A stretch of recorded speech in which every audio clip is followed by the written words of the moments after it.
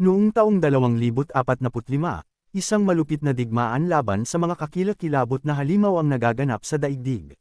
Puno ng sindek na pinapanood ng isang sundalo ang kanyang sarili habang sinasaksak ng talim ng kaaway. Isang dambuhalang halimaw ang nakatayo sa gitna ng larangan ng digmaan na napaliligiran ng mga bangkay ng mga kasamahang sundalo. Batid ng batang mandirigma, sa gitna ng matinding takot, na ito na ang kanyang katapusan. Mabilis na sumugod ang nakamamatay na galame ng halimaw patungo sa walang kalaban-lab ang sundalo sa lupa. Biglang may sumulpat na isa pang mandirigma at tinaga ang galame, dahilan upang mailigtas ang kanyang kasamahan. Buong determinasyon siyang nag-asinta at nagpaputok sa kaaway. Siya ang Commander-in-Chief na si Han Sup. Inutusan niya ang sundalo na tumayo. Ilang dekada nang nakikipaglaban ang sangkatauhan sa walang katapusang digmaan laban sa mga halimaw. Pagkatapos ng hindi mabilang na labanan, halos wala nang natira sa puwersa ng tao. Sa wakas, ang kanilang pangunahing layunin ay nasa harap na mismo nila. Biglang nahanap ni Han Sup ang kanyang sarili sa gitna ng isang dambuhalang gintong magic circle. Tiningnan niya ang maningning na liwanag ng may pagkalito. Dahil hindi maintindihan ang nangyayari, sumigaw sa takot ang kanyang kasamahan nang makitang nilalamon ng liwanag ang komandante. Ipinatawag siya sa ibang mundo kung saan nahanap niya ang sarili na nakagapos sa mga gintong kadena. Nalilito si Han Sup habang sinusubukang alamin kung nasaan siya at kung ano ang mga nagliliwanag na gapos na ito.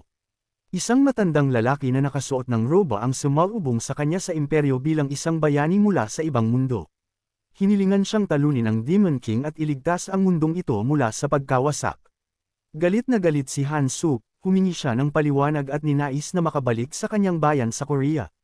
Inutusan siya ng matandang lalaki na manahimik at nagliyab ang kamay nito sa gintong mahika. Isang mahiwagang sumpa ang ipinataw sa kanya, na naging dahilan upang mamilipili ang kanyang katawan sa matinding sakit. Ipinaliwanag nila sa kanya na hindi magdudulot ng pinsala ang mahika kung siya ay susunod. Habang tinitiis ang sakit, may puot niyang itinanong kung ito ba talaga ang tinatawag nilang paggalang. Inabutan siya ng espada at muli siyang pinakiusapan na talunin ang masamang Demon King. Bilang gantimpala, malabo siyang pananggakwan ng pagkakataong makauwi sa kanyang pinagmulan. Tahimik na pinag-isipan ni Han Sup ang kanilang alok, habang tinitimbang ang mga kalamangan at kahinaan nito. May luhas sa kanyang mga mata nang siya ay pumayag, at muli siyang isinabak sa labanan. Sa ganoong paraan, naging bayani siya ng ibang mundo sa ilalim ng pamumuno ng isang dayuhang imperyo. Nagtrabaho siya ng walang pahinga at sumabak sa hindi mabilang na mga kampanya. Nakipaglaban siya sa mga halimaw, habang sinusunod ang lahat ng walang katapusang utos ng imperyo. Lumipas ang mga taon, 3, 5, 10 taon, at patuloy pa rin siyang nakikipaglaban. Matapos isakripisyo ang kanyang kabataan, sa wakas ay natalo niya ang Demon King at nangarap na maging malaya. Ngunit sinabi sa kanya ng matandang lalaki ang tungkol sa isang bagong misyon, na tuluyang nagwasak sa kanyang mga pag-asa. Buong kawalan ng pag-asa na sinabi ni Han Sup na hindi ito ang ipinangako sa kanya. Ipinaliwanag nila sa kanya na ngayon ay kailangan niyang lipulin ang mga kaaway ng imperyo. Ang kanyang pinakabagong target ay kinilala bilang isang kabalyero na nagngangalang Bal, kasabay ng pangako ng kalayaan pagkatapos nito. Napagtanto niya na wala na siyang pagpipilian at isinumpa ang kanyang tadhana bilang alipin. Sinalakay niya ang kaharian ng kabalyero, habang naghahasik ng apoy at pagkawasak sa kanyang paligid. Kinaharap niya si Badel at mapait na sinabing wala siyang ibang pagpipilian. Humingi siya ng paumanhin sa nag-aagayo buhay na kabalyero, ngunit nakiusap ang huli na huwag itong gawin. Nagbabala ang namamatay na kabalyero na ganoon ding tadhana ang naghihintay sa mananalo. Nakaramdam ng ginhawa si Hansun sa pag-aakalang tapos na ang lahat at makakauwi na siya. Gayunpaman, sinaksak ng general si Hansun mula sa likuran gamit ang espada nito, habang tinatawag siyang bayani mula sa ibang mundo. Pinuri ng general si Hansun sa kanyang mga taon ng paglilingkod, at tinawag siyang tapat na asong pangangaso ng imperyo. Laking sindek ni Hansun nang matanto niyang niloko lang siya at kailanman ay walang balak na pauwiin siya. Sinabi ng general na hindi nila kailangan iyon dahil ang asong pangangaso ay marunong lang mangagat. Nagpaalam ang general sa namamatay na si Hansun, na nagsisisi naman sa kanyang pagiging uto-uto. Bago bawian ng buhay, nangako si Hansun ng paghihiganti at ng kabuoang pagkawasak ng isinusumpang imperyo. Sa mismong gabi kung kailan may isang buhay na nagwakas, isang bagong buhay naman ang nagsimula. At nabalitaan ng Duchess ang pagsilang ng isang anak na lalaki. Isang magandang babae na may gintong buhok ang mapagmahal na tumingin sa sanggol at sinabing siya ang ina nito. Tumingin ang sanggol sa lalaking nakatayo sa tabi ng kanyang ina at sinubukang alalahanin kung saan niya nakita ang mukhang ito. Naalala niya na ang lalaking ito, si Duke Sax, ang pinakamahusay na necromancer sa buong kontinente. Napagtanto niya na nasa necropolis siya, ang kabisera ng ipinagbabawal na mahika, at gumana ang kanyang rebirth stone. Ang rebirth stone ang tanging artifact na itinago niya para mapalaya ang sarili mula sa pagkakatali. Naunawaan niya ang kanyang swerte. Dahil muling isinilang bilang panganay sa isa sa mga pinakapiling pamilya sa imperyo, masayang naisip ng sanggol na sa pagkakataong ito ay ipinanganak siyang may gintong kutsara sa kanyang bibig. Nagplano siyang lumaki, mag-aral ng necromancy, at lipulin ang lahat ng mga salbahas sa imperyo. Napansin ng mga magulang na hindi umiiyak ang kanilang bagong silang na anak at nag-aalalang nagtanong ang ama sa yaya tungkol dito. Hiniling ng ina sa yaya na suriin ang kalagayan ng bata na katakatakang tahimik kahit na pantay naman ang paghinga nito. Inisip ng sanggol na may seryosong mukha na hindi siya isang bata at hindi ganoon kadaling pilitin ang kanyang mga luha. Pinawi ng yaya ang pag-aalala ng mga magulang at sinabing matatag ang paghinga ng sanggol kaya walang dapat ipag-alala. Inisip ng ama na ang katahimikan ng bata ay maaaring isang masamang pangitain, ngunit nag-alok ng solusyon ang yaya. Ngumiti ang yaya at tinapik ang puwit ng sanggol para paiyakan ito. Buong pagmamatigas na pinigilan ng bata ang kanyang mga luha, at nagulat ang yaya sa kanyang katatagan. Kinuha ng ina ang kanyang anak sa kanyang mga bisig, at sa kanyang isip ay nagpahayag ng galit ang bata sa gawin ng mga matatanda. Marahang niyakap ng babae ang sanggol, at kumalma ito. Ang init ng mga kamay ng kanyang ina ay gumising sa isang matagal nang nakalimutang alaala kay Hanson. Naalala niya ang kanyang nakaraang buhay na puno ng kalungkutan at sakit, at hindi niya maalala ang ganoong uri ng init. Ang kamay ng kanyang bagong ina ay nagpapakita ng pagmamahal na hindi niya naranasan sa loob ng maraming taon, at nangingilid ang luha sa kanyang mga mata. Ang may gulang sa loob ni Hanson ay hindi napigil ang umiyak ng malakas tulad ng isang normal na sanggol. 8 taon ang lumipas, at ang mga magulang ni Dale na nakahiga sa kama ay namangha sa bilis ng takbo ng panahon. Nagtanong ang ina kung nasa opisina pa ba si Dale, at sumagot ang ama na nagmana sa kanya ang kanyang anak. Napansin ng ama ang interes ng kanyang anak sa mahika, ngunit ipinaalala sa kanya ng ina ang pangakong kanyang binitawan.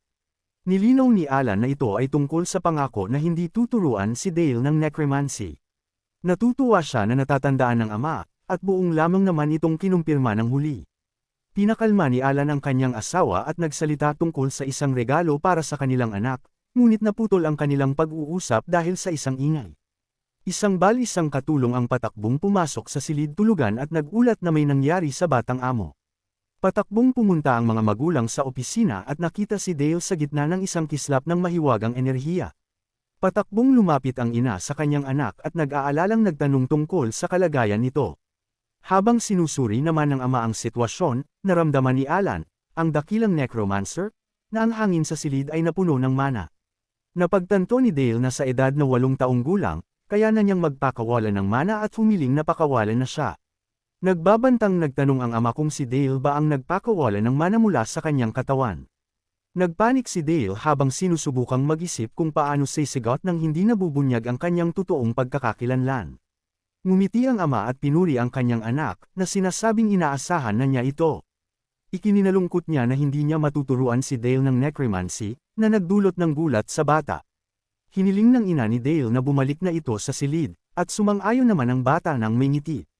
Naupong mag-isa ang ama at pinag-isipan ang ireregalo sa kanyang mahusay na anak. Pagkaraan ng ilang oras, isang malaking piging ang idinaos bilang parangal sa kaarawan ni Dale. Pinag-uusapan ng mga panauhin sa bulwagan ang marangyang pagdiriwang at naghihintay sa pagdating ng batang Ginoo. Nakaupong mag-isa si Dale sa ikalawang palapag, habang pinapanood ang abalang bulwagan sa ibaba. Naisip niya kung gaano kapapagod na napakaraming tao ang nagtipon para sa kanyang kaarawan. Ilang ang pakiramdam niya sa Athens yung ito dahil sa kanyang nakaraang buhay, siya ay isang itinakwil. Naalala niya kung paano niya sinira kamakailan ang opisina ng kanyang ama at naiinis pa rin siya. Nagwala ang kanyang mana dahil sa mga alaalang dala ng libro tungkol sa buhay ng bayani. Matapos marinig ang usapan ng kanyang mga magulang, nagpasya siyang hilingin sa kanyang ama na turuan siya ng necromancy. Balik sa kasalukuyan, nagdududa si Dale sa tagumpay ng kanyang plano. Lumitaw ang ina kasama ang isang hindi kilalang tao na may talukbong at binati siya sa kanyang kaarawan. Nagtanong si Dale kung sino ang babae, at humanda ang kanyang ina na ipakilala sila. Siya si Lady Sepia, isang nakatataas sa Blue Tower at kilalang Master of Water Magic. Inihayag ng kanyang ina na si Sepia ang magiging bago niyang guro. Sa labis na pagkagulat ni Dale, natulala siya na kinuha siyang guro ng isang pinuno mula sa Blue Tower. Naunawaan niya na ayaw ng kanyang ina na mag-aral siya ng itim na mahika. Hiniling ng gurong si Sepia na makausap si Dale ng mag-isa, at sumang-ayon naman ang bata. Sa maniyabing kagubatan, sinabi ni Sepia na hiniling sa kanya na turuan lamang si Dale ng water magic. Nagtanong siya kung nadidismaya ba ito dahil malamang na gusto nitong mag-aral ng ibang bagay. Isang nagulat na Dale ang nagtanong kung paano nito nalaman ang kanyang pagnanais na mag-aral ng necromancy. Ipinaliwanag ni Sepia na ang mga tuntunin ng kasal ng kanyang mga magulang ay kilala sa buong imperyo. Nangako ang kanyang ama kay Lady Helena na ang madilim na pamana ay hindi ipapasa sa kanilang mga anak. Sa araw ng kanilang kasal, maging ang mga pinuno ng Black Tower ay nagsuot ng puti. Nangako si Sepia na maghahanap ng paraan para kumbansihin si Lady Helena na payagan siyang mag-aral. Formal niyang itinanong kung tatanggapin ba siya ni Dale. Bilang kanyang guro, nagtaka si Dale kung bakit hindi nababagabag ang duwende sa necromancy, na laban sa kalikasan. Masayang tumawa si Sepia, dahil napakakatawa para sa kanya ng tanong nito. Retoriko niyang itinanong kung ang pagkabuhay na mag-uli sa pamamagitan ng mga pari ay kalooban ba ng kalikasan.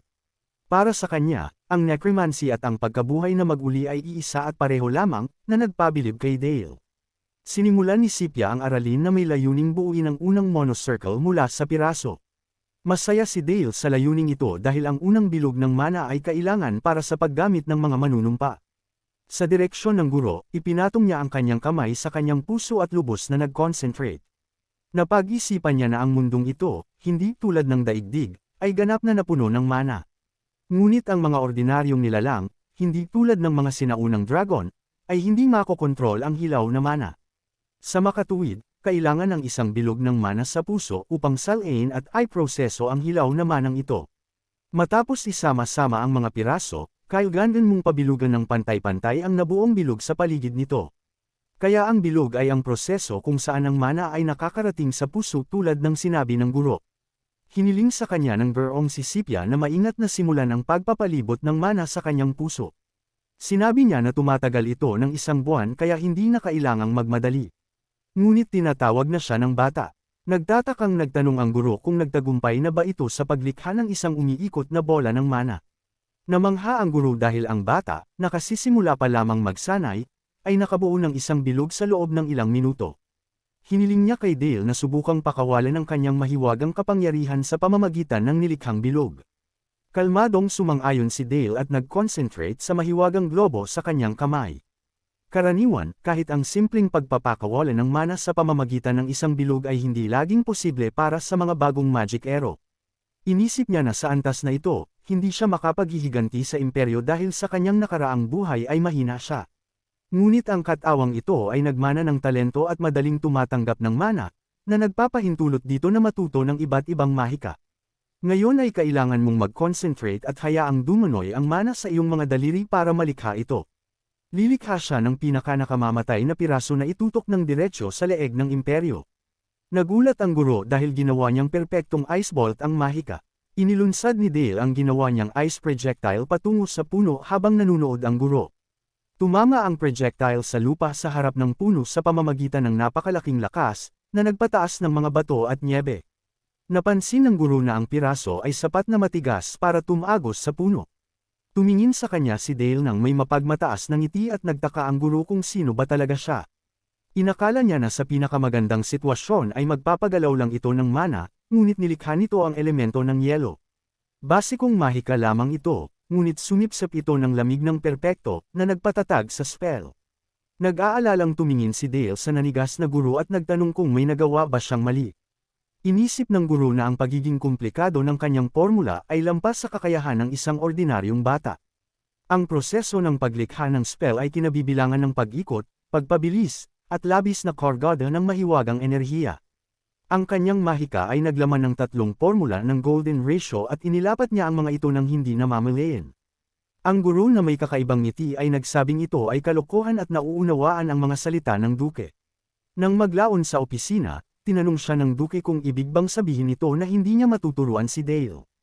Ipinaalala sa kanya ng duke na dahil narating ni Dale ang unang bilog sa loob ng ilang minuto, obligado siyang sanayin ito. Sumagot siya na agad itong naghagis ng isang perpekto at nakamamatay na spell.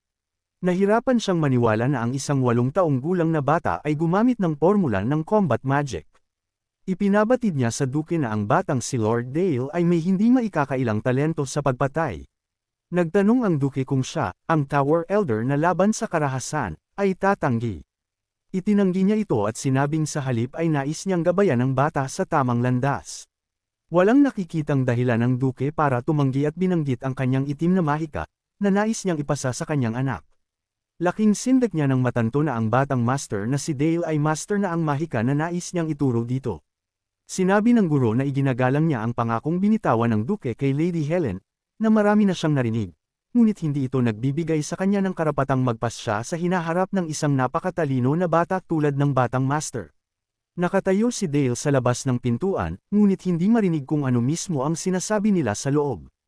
Naupo siya sa sahig sa tabi ng dingding. Malungkot na ipinalagay na ang usapan ay tungkol sa kanya, naalala niya kung gaano nagulat ang Tower Master na si Sepia dahil hindi nito inaasahan ang ganoong kapangyarihan mula sa spell.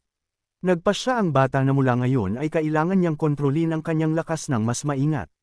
Nagtakang nagtanong si Dale kay Uncle Helmet kung ano ang ginagawa nito rito. Sa halip na sumagot, nagtanong ang kabalyero kung saan naglaho ang bata mismo. Tumawa si Helmet na sinabing umalis siya para protektahan ang pamilya ng duke. Binuhat niya ang bata sa kanyang mga bisig, at idinagdag na tinalo niya ang mga kakilakilabot na halimaw. Nahulaan ni Dale nang may ngiti na ang kanyang amain ay nasa piitan.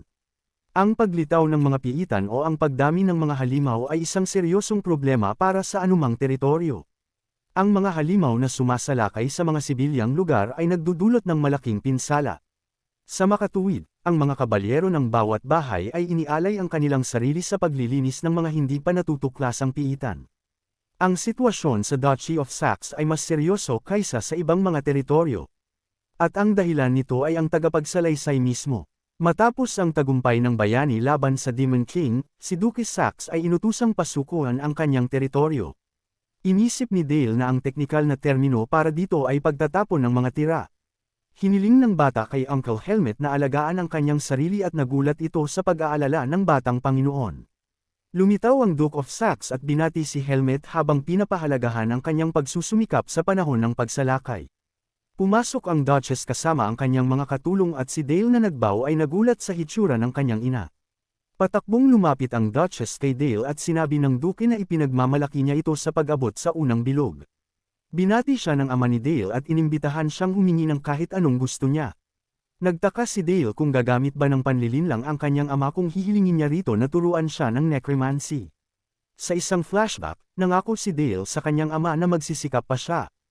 Habang sa kasalukuyan, halos hindi mapigilan ni Helmet ang kanyang tawa. Nakahiga sa kama, naisip ni Dale kung gaano kapapagod na subukang kumilos tulad ng isang bata. Sa bangungot, isang lalaki ang bumati kay Hanson na pinipigilan. Kinuha ng lalaki si Hanson, na sinasabing ang mga tao ay mapanlinlang at madaling lamambot. Patuloy siyang nangutya, at nagtanong kung nakalimutan na ba ni Hanson ang tungkol sa paghihiganti sa gitna ng init at kaginhawaan. Ang kontrabida na may nagbabantang ngisi ay nagpahayag na, hahanapin ng imperyo si Hanson. Nagising si Dale na sumisigaw mula sa isang bangungot. Isang bola ng asol na enerhiya ang nagliyab sa kanyang mga kamay. Namimilipit siya sa sakit, pakiramdam na parang sesabog ang kanyang puso dahil sa labis na supply ng mana. Napuno ng enerhiya ang silid, at napagtanto ng bata na ito ay isang pagwawala ng mana. Habang pasuray-suray, isinumpa niya ang imperyo sa pagdudulot ng kanyang paghihirap. Tumakbo siya sa labas sa pag-asang makakatulong ang sariwang hangin, ngunit lalo lamang itong lumala. Isang babae ang lumitaw sa kanyang likuran at napansin na mukhang nasa mahirap siyang sitwasyon. Nakilala ni Dale ang gurong si Sepia, na nakakita sa pagwawalan ng kanyang mana at nakaramdam ng panganib. Inabot ni Sepia ang kanyang dibdib, sa takot na ang galit ay tuluyang mangangibabaw sa kanya nang hindi na mababago. Tumigil ang pagwawala ng mana at kalmadong tinawag ni Sepia ang pangalan ni Dale. Ipinaliwanag ng guro na ang asensya ng mahika ay salamin ng puso. Kaya ito ay individual para sa bawat magic arrow. Sinabi niya na ang kanyang talento ay kumuha ng buhay at ito ay lubhang mapanganib. Itinuring ni Sipia na isang swerte na siya ang magtuturo sa kanya at iniabot sa kanya ang libro. Laking sindak ni Dale nang matanto na hawak niya ang isang mahiwagang aklat ng mga necromancer. Mainit nang umiti si Sipia at sinabing marahil ito ay tadhana at mula ngayon ay makakasama niya ito. Niyakap siya ng nagulat na bata at tinanong niya kung kailangan nito ng tulong. Pagkalipas ng ilang araw, nakatayo sila sa labas ng Northgate Plains at nakakita si Dale ng mga kuneho. Hiniling ni Sipia kay Dale na alalahanin kung paano siya nangaso kasama ang kanyang ama. Isang malakas na mahiwagang arrow na gawa sa yelo ang lumipad ng diretsyo sa puting kuneho. Napansin ng guro na hindi nangangatog ang mga kamay ng bata kapag kumukuha ng buhay ng iba. Kinausap ni Sipia si Dale habang nakatayo ito sa ibabaw ng katawan ng isang kuneho sa isang maniyabing kagubatan. Nagtanong siya nang may ngiti kung alam ba nito ang dahilan kung bakit natatangi ang mahika ng bawat isa. Isinasakatuparan ng mahika kung ano ang nasa puso, na nagpapakita ng panloob na mundo ng isang tao. Ang mga pangalan ng spell tulad ng firewall ay isang tool lamang para sa imahinasyon. Pinahahalagahan ng Red Magic Tower ang kaayusan na nakakamit sa pamamagitan ng malupit na lakas. Ang Blue Magic Tower naman ay pinahahalagahan ng kaayusan sa pamamagitan ng armonya at tubig. Ang pilosopiya ng bawat tore ay nakapaloob sa anyo ng kanilang mahika at mga spell. Ginamit ni Dale ang necromancy para buhayin ang isang patay na kuneho bilang isang zombie. Mahusay niyang kinokontrol ang katawan nito gamit ang mga sinulid ng mana na nakakabit sa ulo at gulugad nito. Ang nabuhay na kunhong may pulang mata ay handa na at lumipat si Dale sa susunod na hakbang. Ginamit ng bata ang water magic para takpan ang zombie na kuneho ng isang makapal na patong ng yelo. Ang kuneho ay protektado na ngayon ng matibay na yelong baluti na may matutulis na spike. Nagpasya si Sipia na subukan ang proteksyon ng ginawang baluti at inihanda ang kanyang pag-atake. Nagpakawala siya ng isang malakas na bolt ng enerhiya na tumama sa kuneho. Masayang tumawa si Dale dahil nagawa niyang harangan ang tira ng guro. Pinuri siya ni Sipia sa kanyang mahusay na trabaho at napansin na may nais itong itanong. Puno ng pag-asa na humiling siya na turuan kung paano mas mahusay na gamitin ang water magic. Bigla siyang tinanggihan ng guro, na lubhang nagpagulat sa bata. Ipinaliwanag niya na ang pagbuo ng water magic ay nangangailangan ng mas malalim na pag-unawa. Karamihan sa mga nagsisimula ay nahihirapang mag-master ng kahit isang uri ng mahika, lalo na ang dalawa. Itinuring ni Sipia ang kanyang kahilingan bilang labis na ambisyon, na halos imposible sa kanyang edad. Nagalit si Dale dahil nangako ito na magkasama silang maghahanap ng paraan. Nang gabing iyon, nag-aaral ang bata ng mga libro ng mag-isa sa isang malaking silid-aralan. Determinadong patunayan niya na walang anumang bagay na hindi niya kayang gawin ng mag-isa. Napapaligiran ng madilim na aura, nangako siyang magiging napakalakas para hindi na ito makatanggi sa kanya. Kinabukasan, napansin ni Sipia na mukha siyang pagod, ngunit sinabi niya na naghahanda lang siya. Pinayuhan niya ito na huwag magpakapagod, at may kumpiyansa nitong iniunat ang kanyang kamay sa guro. Madaling lumikha si Dale ng isang komplikadong magic circle na kanyang nakabisado na. Sumabog ang yelong baluti, na nagpagulat kay Sipia, at ang kuneho ay nagsimulang mag-ipon ng madilim na enerhiya. Ang zombie na kuneho ay nag-ipon ng isang malaking globo ng hindi matatag na itim na mahika sa mga paa nito. Sumabog ang globo, na nagpa-fensan sa madilim na enerhiya at mga piraso ng yelo sa lahat ng direksyon. Napilitan si Sipia na maglagay ng mahiwagang kalasag para protektahan ang sarili mula sa isang malakas na pag-atake. Kalmadong ipinaliwanag ni Dale na pinagsama niya ang pagsabog ng bangkay at ang pagsabog ng yelo sa isa. Hawak niya ang mahika ng tubig at kadiliman sa kanyang mga kamay, habang nagtatanong kung itinuturing ba siyang isang dual magician. Ganap na namangha ang guro dahil hindi pa siya nakakita ng ganoong paraan ng pag-atake. Ang kombinasyon ng dalawang pagsabog ay lumikha ng isang malaking area of effect attack. Naunawaan ni Sipia na ang mahikang ito ay maaari lamang malikha ng isang tao na inilaan ang kanyang buong buhay sa labanan. Isang lalaking may pulang mata ang nag-isip ng isang mental na imahe ng isang bata na lumingon sa gulat. Isang kabalyero na nakabaluti ang bumati sa batang Panginoon at kay Lady Sipia sa pagbabalik mula sa isang kampanya. Sinabi niya na sa pagkakataong ito ay tinalo nila ang isang maliit na grupo ng mga halimaw. Idinagdag ng isa pang kabalyero na ang itim na kabalyerya ay tapos na ang kanilang trabaho. Ipinakilala ng tagapagsalaysay ang itim na kabalyerya, ang mga walang katulad na mandirigma ng Duce of Saxina. Ang kapitan ng kanilang kabalyero, si Sir Helmet, ay isa sa 7 swordmaster sa kontinente. Ang bata, na nakangiti, ay nagpaalala sa kabalyero ng pangako nitong turuan siya kung paano humawak ng espada. Tumawa ang kabalyero at kinumpirma na hindi niya nakalimutan at nagpaalam sa kanya ang bata. Habang paalis siya, pinayuhan ni Helmet na huwag magtagal sa lamig. Iminungkahi ng guro na bumalik na at sumang-ayon ang bata habang tumitingin sa kastilyo sa malayo. Nang gabi ring iyon, nakikipag-usap si Lady Sipia sa isang tao habang nagbuhos ng tsaa. Iniulat niya na natapos na ng batang master na si Dale ang kanyang unang bilog ng necromancy at water magic. Ang ama ng bata, si Lord Noir, ay nagsimulang magsabi na humingi sila sa kanya ng ibang bagay. Si Sipia, na nagulat, ay nilinaw na humiling lamang sila na turuan siya ng water magic. Ipinaliwanag niya na bilang isang mentor, nais niyang ituro sa kanya ang lahat ng gusto niya. Hiniling ng ina ni Dale na ipagpatuloy ang kanyang pagsasanay sa water magic kung gusto niya. Sumang-ayon ng guro at nangakong aalagaan siya sa hinaharap. Same time na humingi ng paumanhin si Sipia kay Lord Noir sa paglabag sa pangakong binitawan. Tumawa ang ina, na tinawag ang kanilang anak na pambihira dahil naging double mage ito sa edad na 8 taon. Mukhang nag-aalala ang ama, na inamin kung minsan ay tinatakot siya ng kanyang anak. Ipinagtapat niya sa kanyang asawa na nais niyang turuan si Dale ng necromancy ng mag-isa.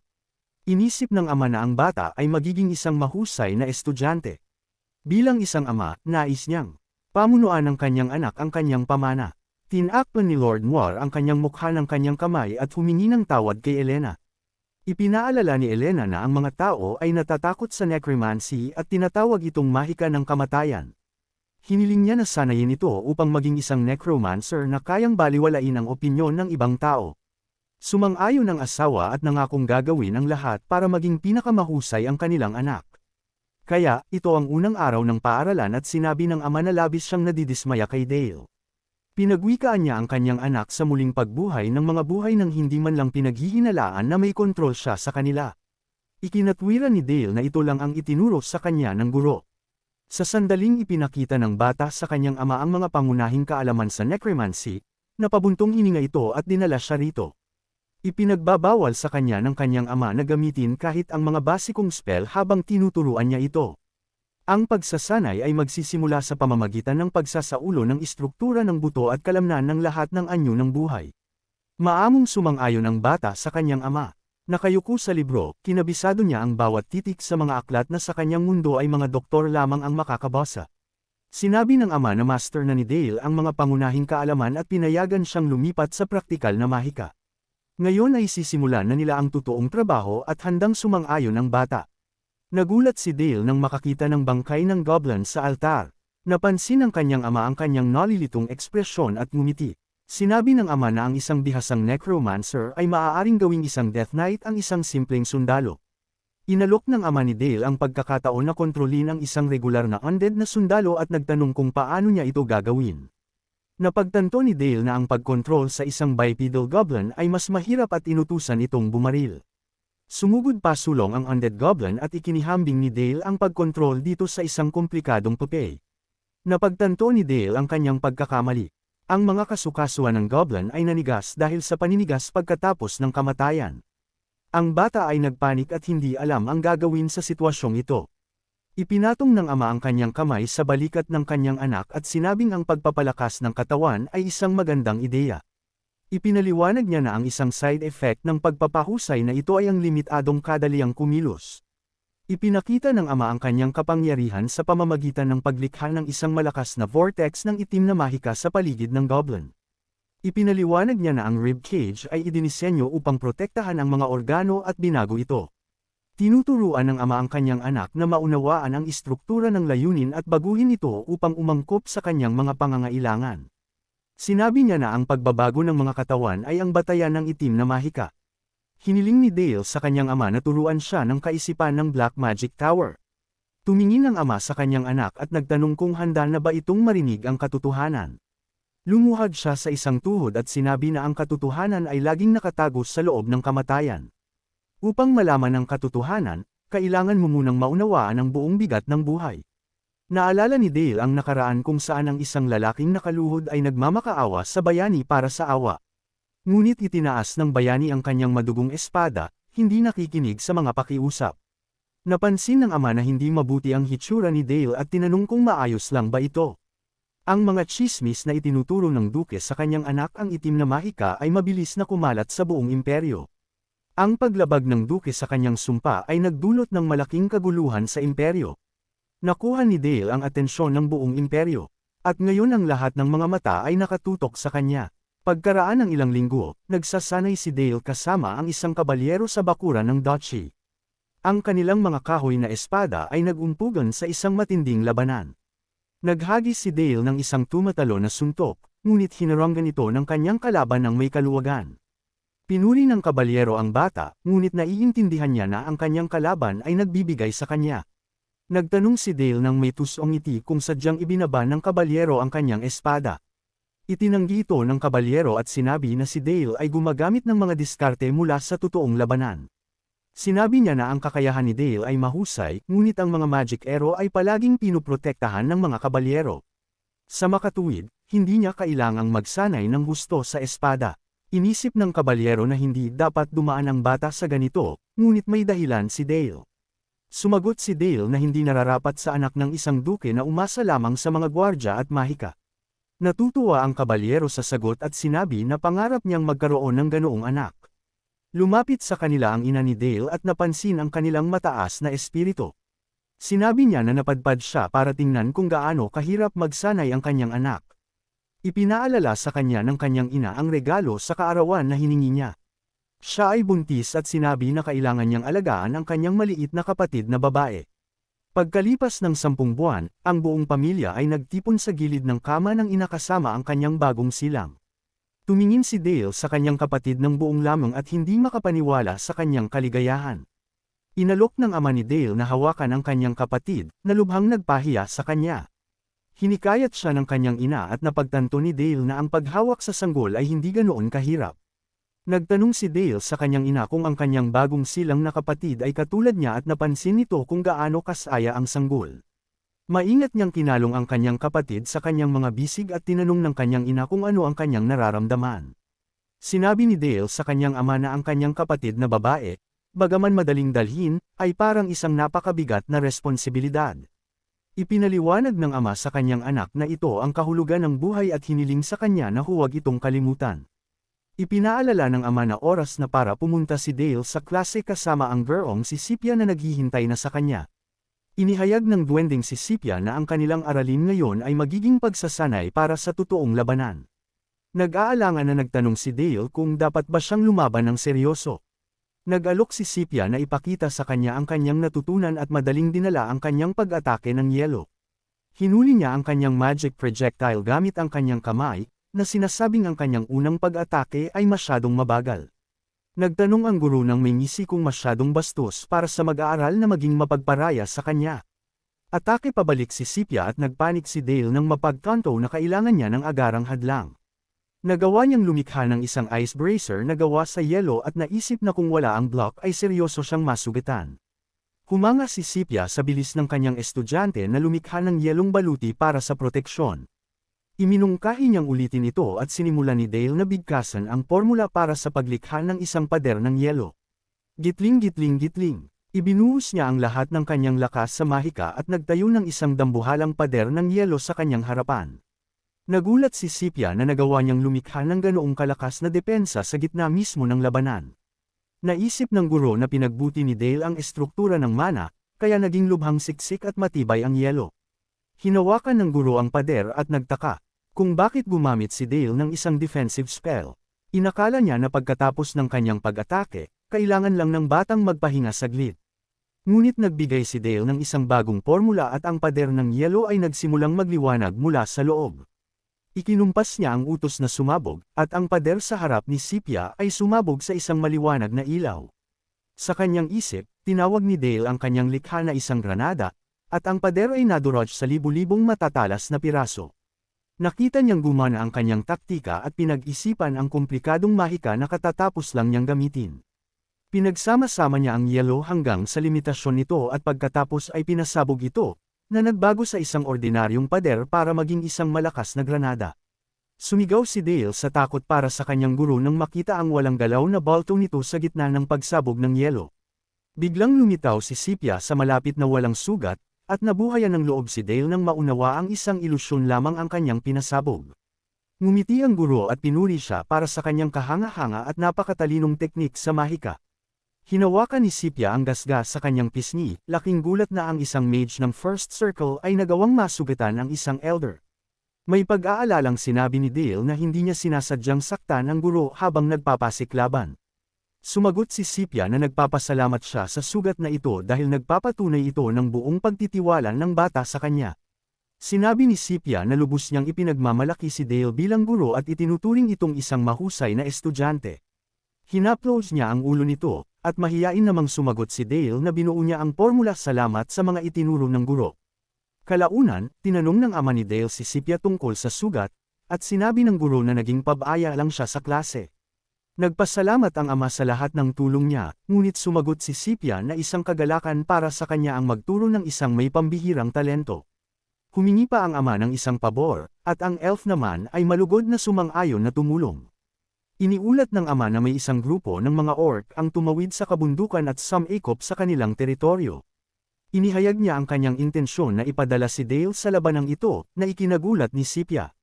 Tutol ang guro at iginiit na ang batang Panginoon ay hindi pa handa para sa isang totoong labanan. Mahina hong ipinaliwanag ng ama na walang umaasa na makikipaglaban ang kanyang anak sa unahan ng labanan. Buong tatag niyang sinabi na ang pagtatanggol sa teritoryo ay direktang responsibilidad ng kanilang pamilya, ang House Sachs.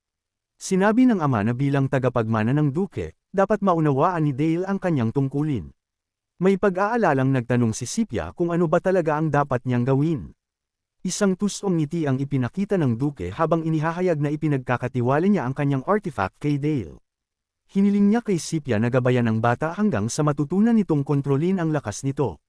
Ipinakita ang isang artifact, isang bagay na nagtataglay ng napakalaking kapangyarihan at sariling kalooban. Magagamit lamang ito sa pamamagitan ng pag-aalay ng sariling mana o ng mismong buhay bilang kabayaran. Kung mas makapangyarihan ang artifact, mas nagiging mapanganib at hindi makokontrol ng may-ari nito. Matagal nang pinag-aralan ng pamilya Sachs ang sining ng paghawak sa gayong mga kapangyarihan. Inihayag ng ama ni Dale na bilang tagapagmana, dapat siyang maghanda para sa darating na labanan. Natuwa si Dale sa balita tungkol sa labanan, matagal na niya itong hinihintay. Nilinaw ni Sepia na sasama ang bata sa pangkat upang pakse ng kawan ng mga orc. Gayunpaman, kailangan muna ng bata na matutunang kontrolin ang kapangyarihan ng kadiliman ng kanilang pamilya. Humanga si Dale habang tinitingnan ng mga artifact ng Demon King na kanilang kinokontrol. Nagbabala ang ama na huwag itong ikukumpara sa mga ordinaryong bagay, at nakaramdam si Dale ng isang napakalakas na mana. Kinumpirma ng duke na lahat ng iyon ay lubhang mapanganib at nag-utos na huwag hawakan ang mga ito ng walang pag-iingat. Biglang napansin ng ama at ng guro na nawala ang bata. Isang minuto ang nakalipas, nag-iisa si Dale na nag-iisip kung aling artifact ang babagay sa kanya. Isa sa mga artifact ang nagsalita sa kanya, na nagsasabing nararamdaman nito ang kanyang puot at pagkauhaw sa paghihiganti. Nagsimula ring magtawag ang iba pang mga artifact kay Dale, na inaalok ang kanilang kapangyarihan. Naisip ng bata na ang mga madidilim na artifact na ito ay tumutugon sa kanyang malalalim na hinanakit, ngunit nakangiti niyang ipinasya na hindi pa ito sapat. Kailangan niya ng mas matindi pa. Napadako ang tingin ni Dale sa isang mahiwagang kapa, at nagtaka siya kung saan ito nanggaling. Nang lumapit siya, nagulat siyang makilala na ito ang maalamat na Shadow Cloak. Noong panahon ng mga bayani, ang artifact na ito ay nagbigay sa may-ari nito ng kapangyarihan sa mga anino. Sumigaw ang ama sa takot habang tinatawag ang pangalan ng anak, ngunit nalilitong tumingin lang si Dale sa kanya. Ang kamalayan ng bata ay lumubog sa isang madilim na kawalan kung saan paulit-ulit na sinasabi ng boses mula sa kapa na ito ay nagugutom. Hindi ito ordinaryong anino, ang nakaraang may-ari nito ay nagagawang magpatawag ng mga totoong bagyo ng anino. Upang makontrol ang kapa, dapat puwersahin ng may-ari ang nilalang ng anino na sumunod. Isang dambuhalang globo ng madilim na enerhiya ang lumitaw sa paligid ni Dale, na ikinatatakot ng mga nakatunghay. Nag-aalala si Sepia at natatakot naman ang ama na baka mawala si Dale sa sarili at makain ng artifact. Nagpanik ang guro at nagpasya ang duke na kailangan niyang puwersahang iligtas ang kanyang anak. Ngunit bago pa sila makialam, naglaho ang globo ng kadiliman. Lumabas mula rito si Dale na walang pinsala, at mahinahong sumagot sa kanyang ama. Tiniyak niya sa guro na maayos lang siya, ngunit hindi makapaniwala ang guro sa kanyang nakikita. Nabigla ang ama sa pag-iisip kung paano nagawa ng bata na ganoon kadaling mapasunod ang isang napakalakas na artifact. Nagtanong si Dale sa kanyang ama, at pinayagan naman siyang magsalita nito. May inosenteng ngiti na nagtanong ang bata kung maaari ba niyang hawakan ang iba pang mga artifact. At ubiling sumang-ayon ang ama at masayang nagsimulang mag-explore si Dale sa silid tagwan. Pagkaraan ng ilang araw, habang nag-e-ensayo, nakilala ng isang kabalyero ang shadow cloak na suot ng bata. Kinumpirma ito ni Dale at sinabing maayos naman ang lahat maliban sa kaunting pangangilig na nararamdaman niya. Nagulat ang may helmet na kabalyero, at ipinalagay ni Dale na nag-iisa lang siya. Inisip ni Dale na naging malapit sa kanya ang nilalang ng anino dahil malungkot din ito. Nagpasalamat ang bata kay Uncle Helmet at ang kanyang anino ay nag-anyong may matatalas na ngipin. Lumapit si Helmet kay Dale na may hindi inaasahang kahilingan. Humingi si Dale ng isang totoong sparring match na ikinagulat ng kabalyero.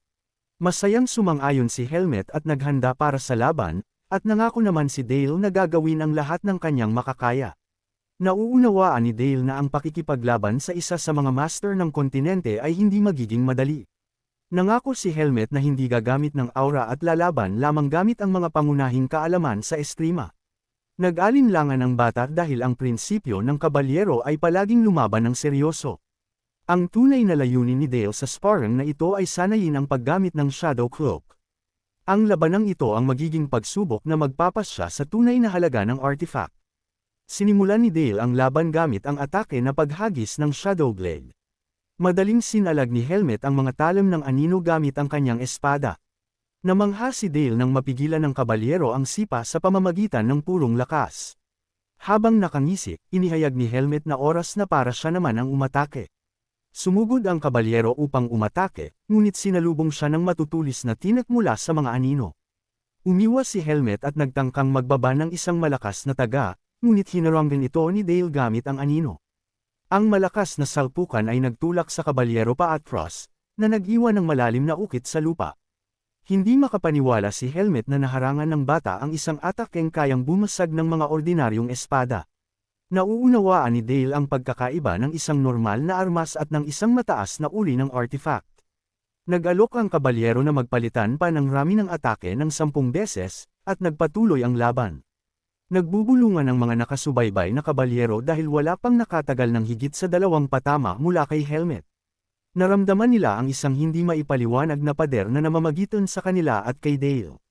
Pagkaraan ng ilang araw, sinabi ng ina ni Dale na makikipag-usap siyang muli sa ama nito.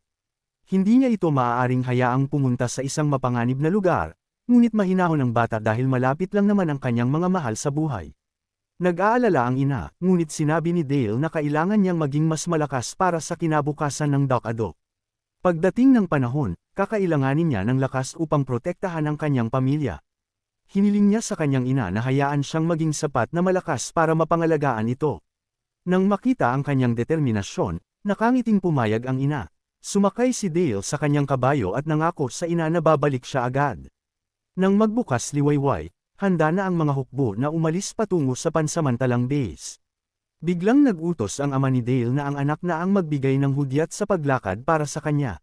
Sinabi niya na balang araw ay ang kanyang anak na ang mamumuno sa kanilang ipinagmamalaking hukbo ng kabalyerya. Naunawaan ni Dale na ito ang kanyang unang labanan bilang kanilang pinuno. Nagbigay ng utos ang bata at ang mga ipinagmamalaking espada ng House Sax ay sumagot sa kanya sa pamamagitan ng isang sigaw ng pakikipagdigma. 250 mga mangangabayo at mga piling ranger ang lumahok sa operasyon. Ang kanilang target ay humigit kumulang 1,000 mga orc na tumatakas mula sa ginaw at gutom. Ang plano ay umatake ng una sa pamamagitan ng pag-abang malapit sa ilog Sax. Mayroon lamang isang paraan para sa 250 katao upang mabilis na makatawid sa isang malalim na ilog. Isang elf ang humakbang pasulong at nagsabing magtatayo siya ng isang tulay na yelo. Tumingin ang bata sa kanyang guro ng may paghanga, nagpapasalamat sa tulong nito. Ginamit ng Verong Elf ang isang malakas na mahika upang lumikha ng isang dambuhalang tulay na yelo sa kabila ng ilog. Humarap siya sa iba at sumenyas na tumawid sila sa tulay na kanyang nilikha. Tumawid ang mga mandirigma sa tulay at nagpasalamat ang kanilang pinuno sa elf na si Scipia para sa tulong nito. Nagpaalam ang batang si Dale sa kanyang guro.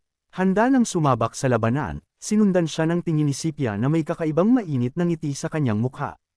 Napansin ng duke ang pag-aalala ng guro at naisip kung gaano kapansin-pansin na pinag-aalala ng estudyante ang kanyang guro. Pagkaraan ng ilang sandali, lumipat ang eksena sa pansamantalang base ng mga orc malapit sa mga bato. Isang lihim na pangkat ng mga ranger na tinatawag na Winter Guardians ang naghahanda na tambangan ang kaaway.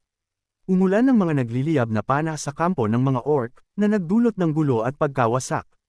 Isang sugatan ngunit galit na. Orc ang nagpakawala ng isang mabangis na Etengal sa gitna ng kanyang mga napatay na kasamahan. Nagbigay ng utos ang commander, na tinatawag ang una, ikalawa, at ikatlong batalyon ng kabalyerya. Pumwesto ang kabalyerya sa pormasayo ng labanan at mabilis na sumugod patungo sa mga orc. Pinanood ni Dale at ng dalawang kasama ang pagsisimula ng labanan mula sa isang mataas na lugar. Sa kanyang isip, sinuri niya ang mga taktika, na napapansin ang napakalaking puwersa ng pagsubog ng sumasalakay na kabalyerya. Ang mga sibat na pinalakas ng aura ng kabalyero ay madaling bumaon maging sa makapal na balat ng mga orc. Namangha si Dale kung gaano kalamang ang labanan para sa kanilang panig, at kinumpirma naman ng duke ang lakas ng kanilang mga hukbo. Gayunpaman, nagbabala ang isa sa mga kabalyero sa batang Panginoon na si Dale, na pinapayuhan itong huwag magrepresko.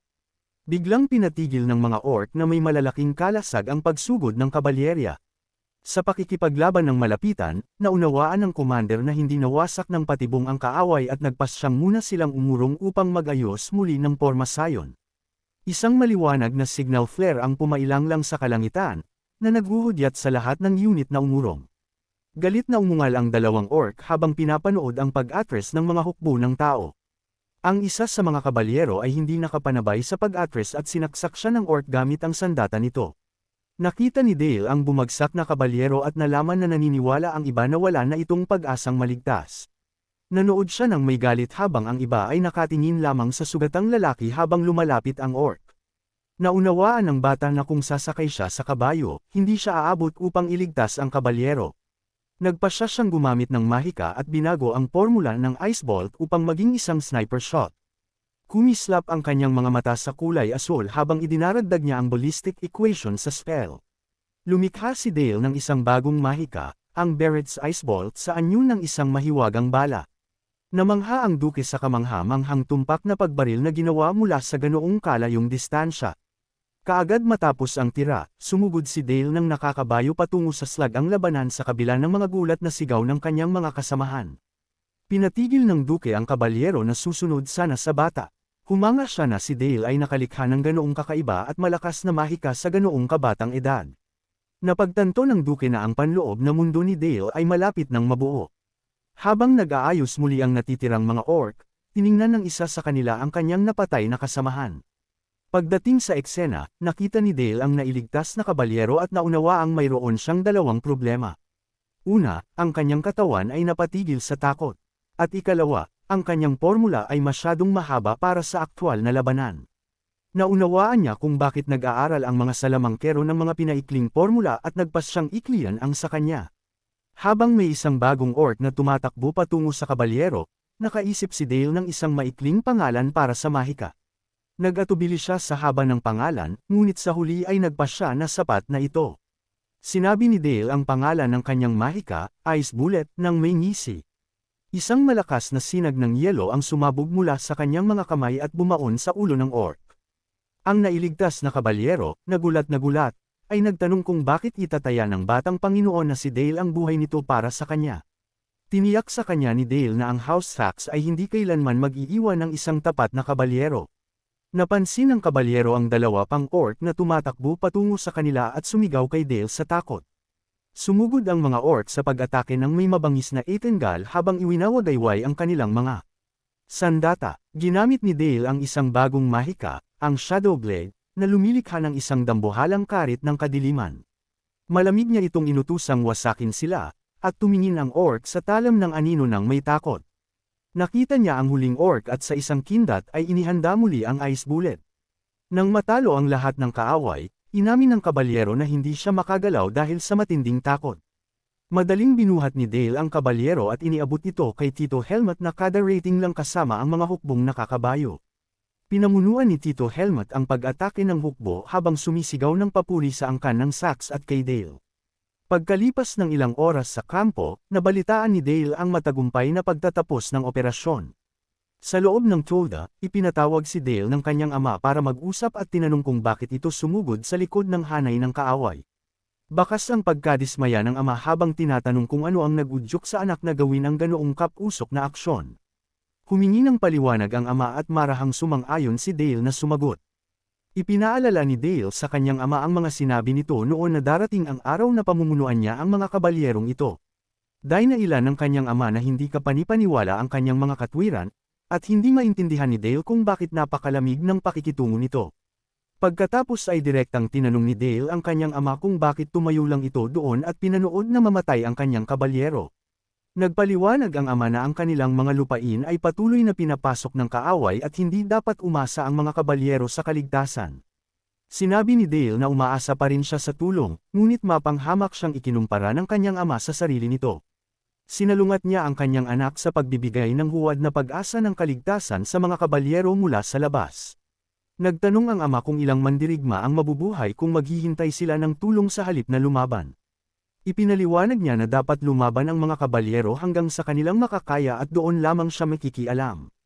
Inamin ni Dale na tama ang kanyang ama at naalala niyang alam na niya ang katotohanan ito sa kanyang nakaraang buhay. Pinuri ng ama ang determinasyon ng kanyang anak at hiniling na huwag kailanman mawawala ang ganitong katatagan ng loob. Natapos ang pag-uusap at niyaya ng ama si Dale na bumalik sa kastilyo. Ang kwento kung paano iniligtas ng batang tagapagmana ang kabalyero mula sa kawan ng mga kaaway ay mabilis na naging pangunahing tsismis.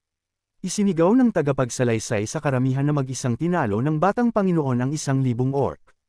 Ang bali-balita, na may kaunting pagmamalabas, ay kumalat sa buong imperyo na parang apoy sa parang.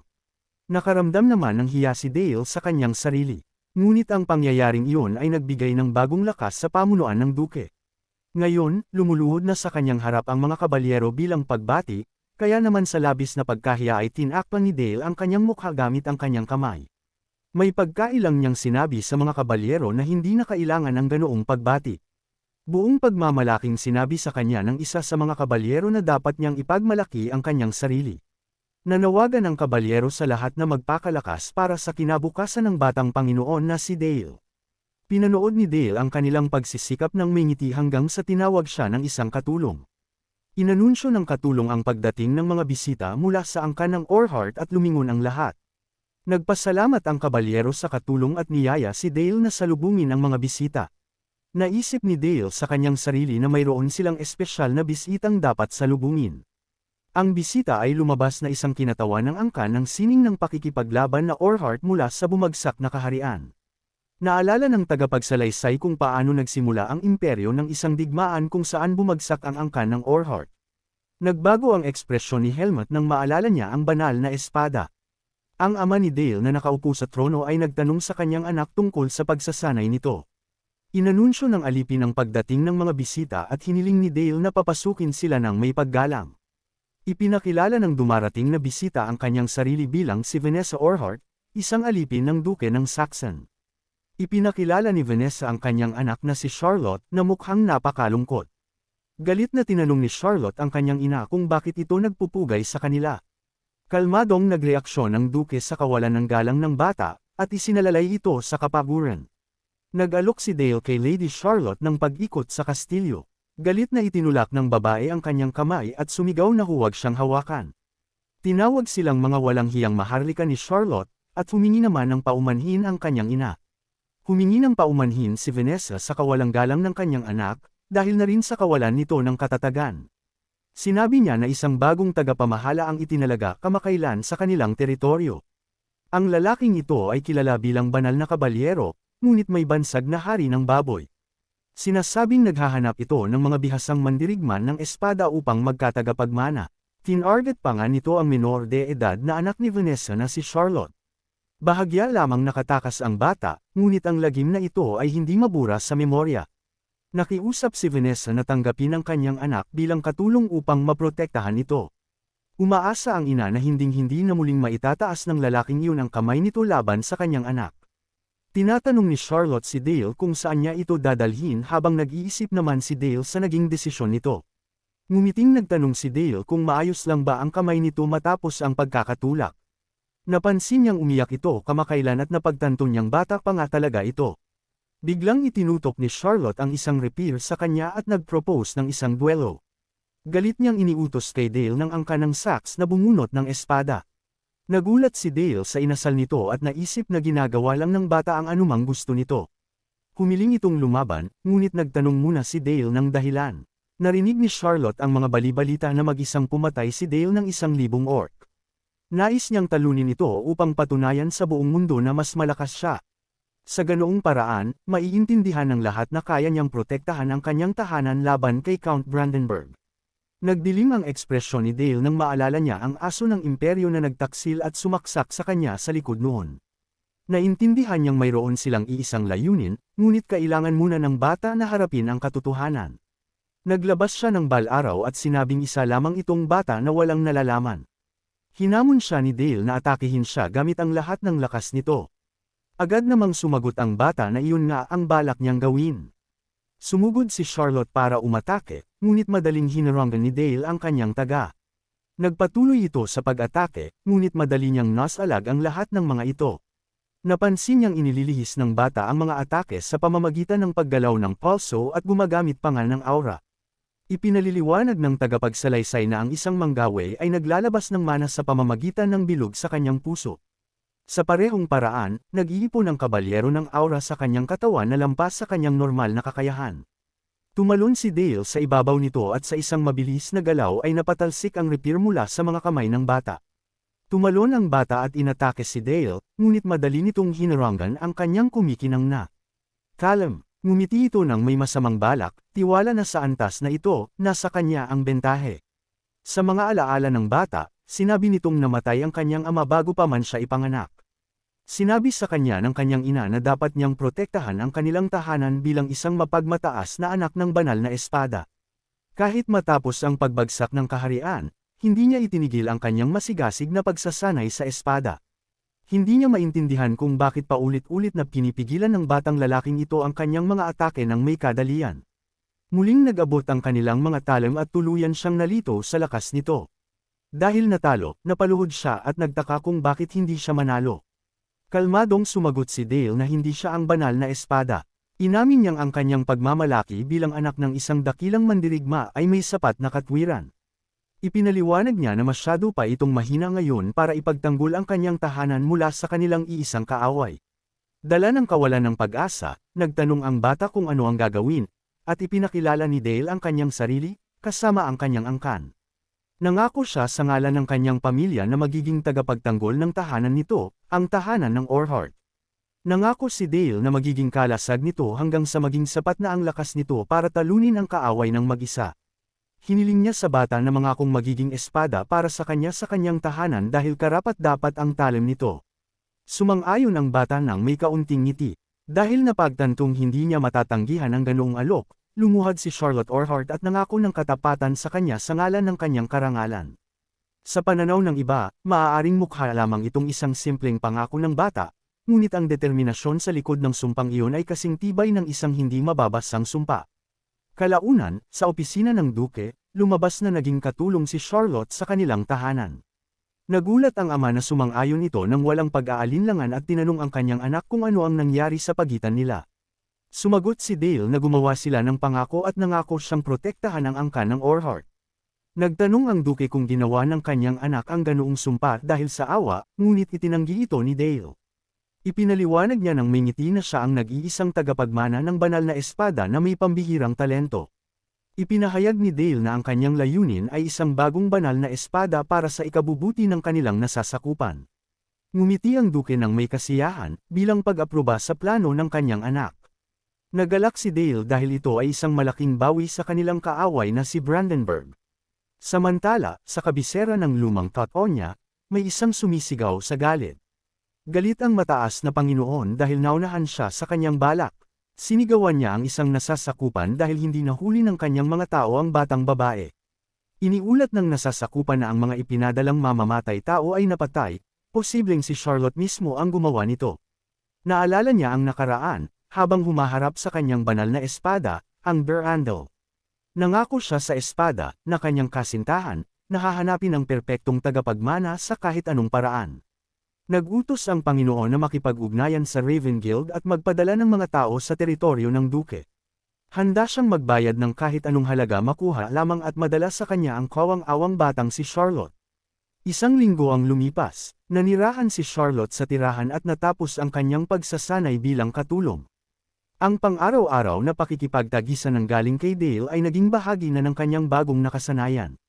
Sa isang utos, nag-cruise ang kanilang mga espada, bilang simulan ng isa pang duelo. Ang kanilang pagsasanay ay puno ng mabilis at tumpak na mga galaw. Muling natigil ang kanilang mga talam sa pag-uumpugan sa ilalim ng mapagbantay na mata ng tagapayo. Naisip ng tagapayong si Helmut na ito ay duelo lamang ng mga bata na hindi pa maihahalin tulad sa mga totoong kabalyero, ngunit inamin niyang ang kanilang bilis at pananabik sa labanan ay kahanga-hanga para sa kanilang edad. Pinatigil ng lalaki ang laban at pinuri si Lady Charlotte para sa kanyang mahusay na gawa.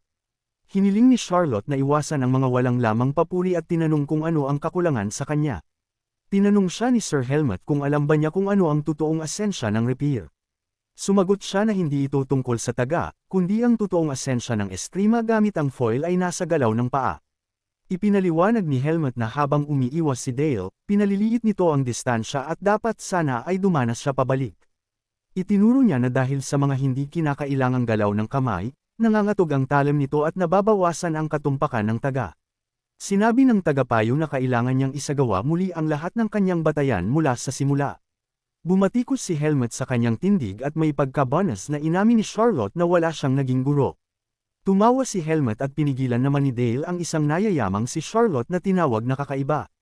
Maawang tinapik niya ito sa ulo at naisip ni Dale na sa pagkakaroon ng ganoong guro, mabilis itong makakahabol sa kanya. Naalala ni Dale na ang paglikha ng bilog ng mana sa pamamagitan ng puso ay maaaring umabot ng ilang dekada. Nagtatakang nagtanong ang kanyang guro kung natapos na ba niya ang ikalawang bilog ng mana. Naalala niya na ang lakas ng isang magic arrow ay sinusukat sa pag-ikot ng mana. At para sa unang bilog, ito ay 300 bawat minuto. Ang kanyang ikalawang bilog ay umabot na sa 400 pag-ikot, na higit pa sa pamantayan para sa paglikha ng ikatlo. Dahil narating na ang ikalawang bilog, nagpasya ang bata na oras na para sa isang eksperimento. Plano niyang pagbutihin ang kasalukuyang mahika na talsak ng yelo. Una, pinatitibay niya ang molecular na ugnayan ng yelo upang madagdagan ang bigat at tigas ng bala ng yelo. Pagkatapos ay lumikha siya ng isang haka-hakang bar aisles upang madagdagan ang bilis at lumikha ng balang nakatutusok ng baluti. Isang malakas na talsak ng yelo ang lumipad mula sa kanyang kamay sa matinding bilis at tumama sa target. Nagulat siya sa kung gaano kadali niyang nalikha ang ganoong kalakas na mahika salamat sa ikalawang bilog. Pinuri siya ng guro sa kanyang mabilis na pagkatuto at nagpasalamat naman siya sa tulong nito. Inisip ng guro ang kanyang mga nakaraang gawa at napagtantong palagi nitong ginagamit ang lakas para sa kabutihan. Bagamat kung minsan ay tinatakot siya nito, nagtitiwala siya rito at mapagmahal na niyakap ang kanyang estudyante. Nagbalik ang eksena sa kasalukuyan at naalala ni Dale kung paano siya tinakat ng guro. May pagkailang niyang naisip na nakikita siya nito bilang isang simpleng bata, ngunit iniwaksi niya ang mga kaisipang ito. Nagpasya ang bata na tumuon sa pagsasanay at nagpatawag ng isang malaking pader ng yelo. Isang higanting pader ng matatalas na kristal ng yelo ang umusbong sa kanyang harapan. Ngayon naman ay lumikha siya ng bagong mahika, ang 12 gauge na talsak ng yelo. Maraming piraso ng yelo ang tumama sa mahiwagang kalasag na kanyang nilikha. Pinag-iisipan niya kung paano pagbubutihin ang mahika nang tawagin siya ng isang pamilyar na tinig. Lumabas si Charlotte mula sa likod ng puno at lumabas na pinapanood nito ang kanyang pagsasanay. Sumagot ito na nagsasanay din siya at nag-eensayo ng mga galaw ng paa sa payo ni Helmut. Napansin ni Dale na tila nagugustuhan nito ang Eskrima at nagpasyang pag-usapan ang nakaraan. Yumukod si Charlotte at same time na humingi ng paumanhin sa kanyang naging bastos na pag-uugali noon. Seryosong sumang-ayon si Dale na naging napakabastos nga nito sa kanya, ngunit pagkatapos ay ngumiti ng malawak at sinabing sa pagkakataong ito ay pinatatawad na niya ito. Sinabi ni Dale na gusto niya ang panahon dito dahil maaari siyang magsanay hanggang sa malalim na gabi. Natutuwa siyang isipin na may ibang nakikiramay sa kanyang nararamdaman, at ito ay nagpapasaya sa kanya. Pinapanood ng mga magulang ni Dale sina Dale at Charlotte mula sa bintana, habang hinahangaan kung gaano sila kabagay tingnan. Ngumiti ang ina ni Dale at sinabing kailangang gabayan ang mga bata.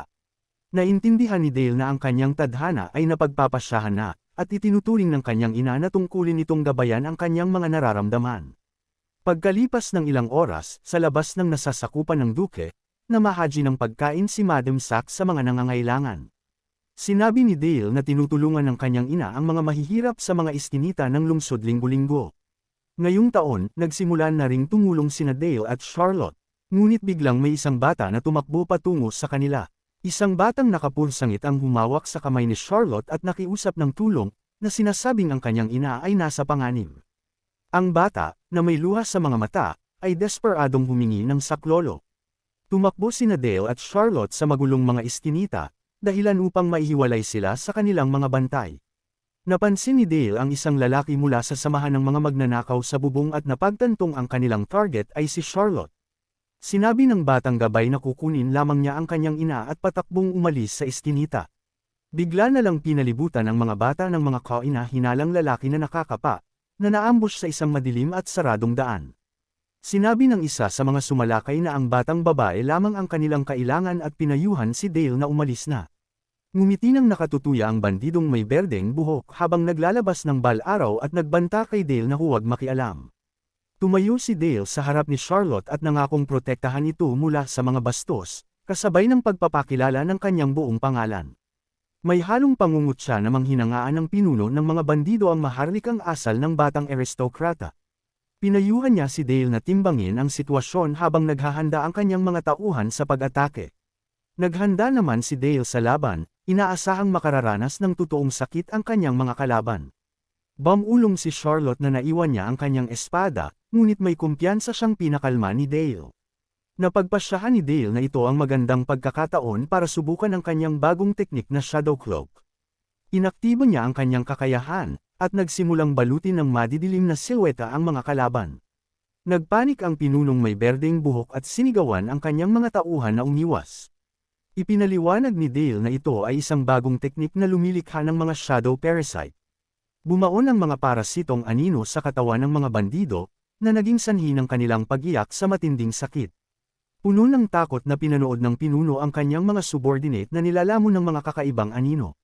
Ang isa sa mga bandido ay naging isang undead na nilalang at sumigaw sa gutom, na nagpatakot sa kanyang kasamahan. Nalito ang mga bandido, hindi maunawaan kung bakit hindi inaatake ng kanilang kasamahan ang anak ng duke. Bigla na lang, lahat ng sinapian ng anino ay sumugod sa kanilang pinunong may berdeng buhok. Ipinagtanggol ng pinuno ang sarili gamit ang kanyang teknik na pumatay na may kasamang aura. Tumalon siya, ngunit nag-aabang na si Dale sa ibaba, habang pinapagana ang isang magic circle sa lupa. Isang bugzo ng mga bala, buckshot, ang lumabas mula sa bilog at direktang tumama sa katawan ng pinuno ng bandido. Nanatiling nakatayo ang sugatang kaaway, at napansin ni Dale ang lakas ng mga may hawak ng aura. Sumugod ang pinuno kay Dale, ngunit pinagpipiraso siya ng sarili niyang mga tauhang sinapian. Patuloy na pinahirapan ng nilikhang undead ang katawan, habang sumisigaw na gusto nitong kumain. Pagkatapos ng laban, lumapit si Dale kay Charlotte at tinanong kung maayos lang ba ito. Ang huling nakaligtas na bandido ay nagmakaawa para sa kanyang buhay at nangakong isisiwalat ang lahat. Tinanong muli ni Dale kung handa ba talaga itong ibigay ang lahat ng impormasyon, ngunit malamig na sumagot si Dale na wala siyang partikular na interes dito habang naghahanda ng isang mahika. Sinabi niya kay Charlotte na ito ang totoong mukha ng angkan ng Sachs na magtatanggol sa kanya. Tinanong siya ni Dale kung natatakot ba siya at tahimik na sumagot si Charlotte na natatakot siya ng kaunti. Nagtanong si Charlotte kay Dale nang may malambing na ngiti kung lumaban ba ito para protektahan siya. Sa isang flashback, si Charlotte, noong napakabata pa, ay nanumpa ng katapatan kay Dale. Nangako siya na kung ang angkan nito ang magiging kalasag niya, balang araw ay siya naman ang magiging espada nito. Nagpasalamat si Charlotte kay Dale sa pagpapakita sa kanya ng kinabukasan at nangakong magiging mas malakas. Ipinaliwanag ng tagapagsalaysay na kinupkup ni Dale si Charlotte dahil sa isang bagay na ginawa ng kanyang ama. Ang ama ni Dale ay pinahihirapan ng budi dahil sa insidente kay Sir Badal na nangyari matagal na ang nakalipas. Kaya naman, ang desisyon nitong maging kanyang espada ay mas may malalim na kahulugan kaysa sa iniisip niya.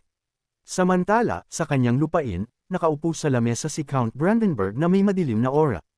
Ikinuyong niya ang kanyang kamao sa galit, habang isinusumpa ang kasalukuyang sitwasyon. Binasa ng Count ang liham na nag-aanyaya sa kanya sa Duchy of Saxe. Naisip niya na magiging mahirap ang pagbisitang ito. Ito ay isang hamon mula kay Duke Noir, na humihingi ng ulat at hindi tatanggap ng anumang pagtanggi. Kahit ang isang tanyag na swordsman saint na tulad ng Count ay hindi maaaring sumuwi sa utos na ito. Nagpasalamat ang Duke sa Count sa paglalakbay ng malayo para makarating sa kastilyo. Sinalubong ni Duke Noir ang kanyang panauhin ng may ngiti, humihingi ng paumanhin sa simpleng pagtanggap. Nervous na tumawa ang Count na may suot na baluti, sinasabing napaka-urgent ng patawag ng Duke. Binanggit ng Duke na lumalaki ang kaguluhan sa buong imperyo kasunod ng tangkang pagkidnap. Hinawakan ng Count ang puluhan ng kanyang espada at sinabing nahuhulaan niya ang dahilan ng patawag. Nagpakawala ng madilim na mahika ang Duke, habang sarkastikong nagtatanong kung may kinalaman ba ang Count sa kaiyahiyang pangyayari. Isang biglaang bugzo ng madilim na enerhiya ang nagbato sa Count at sa kanyang mga kabalyero sa hangin. Ang mga kabalyero ng Count ay nabalot ng madidilim na apoy at sumigaw sa takot. Kahit ang mga kabalyero ng Orden ni Street Magdalene ay hindi makatiis sa madilim na mahika ng Duke. Gumamit ang Duke ng isang advanced na madilim na mahika na tinatawag na Storm to Oblivion. Inutusan ng Duke ang banal na mandirigma na lumuhod at hindi ito nakalaban. Sumigaw sa galit ang Count, ngunit malamig siyang pinayuhan ng Duke na makinig ng mabuti. Naisip ng Count na kontrolado ng Duke ang buong sitwasyon at may karapatan itong gawin iyon. Hindi niya inaasahan na aabot sa ganoon ang Duke dahil ipinatawag niya ito para sa kapayapaan. Nagbanta ang Duke na buburahin ang buong angkan ng Brandenburg kung lalamugan nila ang mga anak ng Saxe. Matapos ang direktang pagbabanta, mahinahong inalok ng Duke ang pagod na Count na magpahinga. Atubiling nagpasalamat ang Count sa kabutihang loob nito, ngunit napilitang tanggihan ang alok. Nais ng Duke ang ligtas na pagbabalik ng Count sa kanyang tahanan at naglakad ito paalis. Pinanood ni Dale ang kanyang ama habang ipinapakita ang lakas nito sa isa sa mga pinakatapat na alipin ng emperador. Ang aksyong ito ay magiging mitya na mabilis na magpapasiklab ng apoy sa buong imperyo. Ngayon, tungkulin na nilang lumaban sa banal na mandirigma at sa mga taga-suporta nito. Sa kanyang opisina, nangatwiran ng Duke na ang pagpapahiya sa banal na mandirigma ay yayanig sa imperyo. Ipinakita niya kay Scipia ang mga bangkay ng mga miyembro ng Thieves Guild na sumalakay kay Dale. Ang mga katawan ng mga sumalakay ay brutal na pinagpira-piraso na may mga kakilakilabot na sugat. Nang makita ito, nagsimulang magduda si Scipia sa kawastuhan ng kanyang mga itinuturo sa unang pagkakataon. Sinabi ng Duke na kailangan ng karunungan ni Dale upang gabayan ang kanyang mga talento at inalok siya ng posisyon bilang isang tagapayo. Naintindihan ni Scipia na hindi lang siya hinihiling na maging isang mentor bunga, kundi maging bahagi na rin ng angkan ng Saxe. Idinagdag ng Duke na umaasa si Dale sa kanya sa maraming paraan, at ang lakas lang nito ay hindi sapat para palakihin siya. Tinanggap ni Scipia ang alok ng Duke ng may dangal. Ang kanyang pangunahing gawain ay ang unawain kung paano nakikita ng batang ito ang mundo. Lumipas ang panahon at dumating ang araw ng ika-10 kaarawan ni Dale. Hindi tulad noong nakaraang taon, ang mga sugo mula sa korte ng imperyo ay dumalo sa pagdiriwang. Isang mautak na lalaking may pulang buhok, si Maris Juros, ang lumitaw sa mga panauhin. Noong nakaraang oras, hinangaan ng mga bisita sa piging ang mga mararangyang putahe. Ang isa sa mga kababaihan ay nagulat na ang ganoong karangyan ay posible sa gitna ng teritoryo ng Hilaga. Ipinaliwanag ng tagapagsalaysay na ito ang gitnang Maharlika, ang tinatawag na pangkatin ng emperador.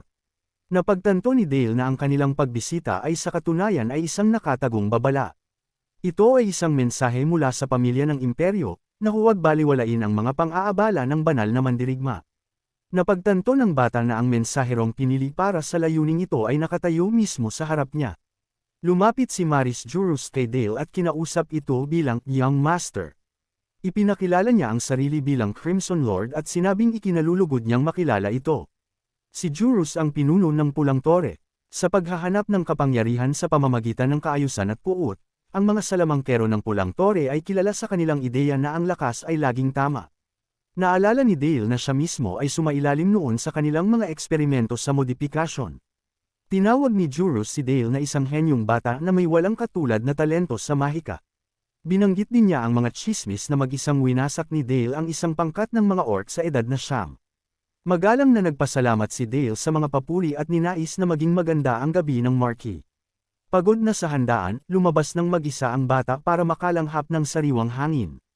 Naisip niya na mas gugustuhin niyang magsanay kasama si Charlotte, ngunit nagsisilbi ito bilang katulong ni Elena. Bukod dito, kung makakarating ang balita tungkol sa kanilang sparring, maaari itong maging mapanganib para sa kanya.